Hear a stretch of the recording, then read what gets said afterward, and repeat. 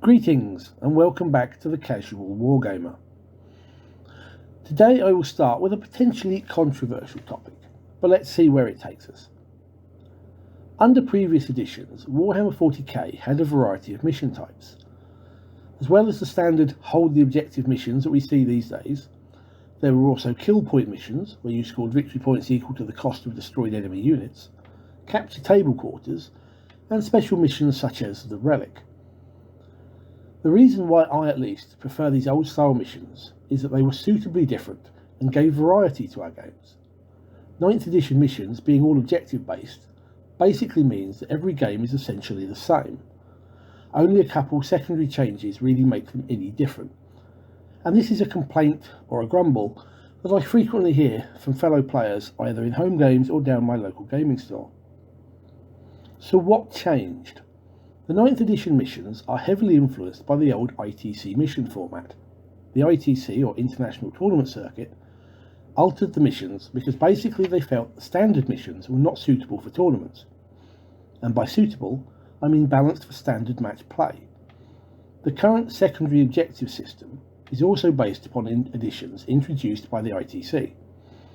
On one hand, they may have been right, but on the other, the argument can be made that the Warhammer 40k was never intended to be competitive, at least not to the level that tournaments now make them. Technically, the missions as presented were perfectly fine. Some were certainly more suited to certain armies over others, but that's the fun of playing. Take what you have and use your playing skill to try and overcome the obstacles presented against you. Games Workshop has obviously taken a lot of their recent direction from the ITC format. Objective-based missions as default as these favour tournament play. However, it forces even casual home games to follow the same path. Objective-based missions are frankly dull and quite boring, when that is all you've played for the last 2 to 3 years. I'm hoping that when 10th edition drops later this year that things will change and we'll get a variety of default missions again. Now, for those who play at home, there is certainly another option that I heartily recommend.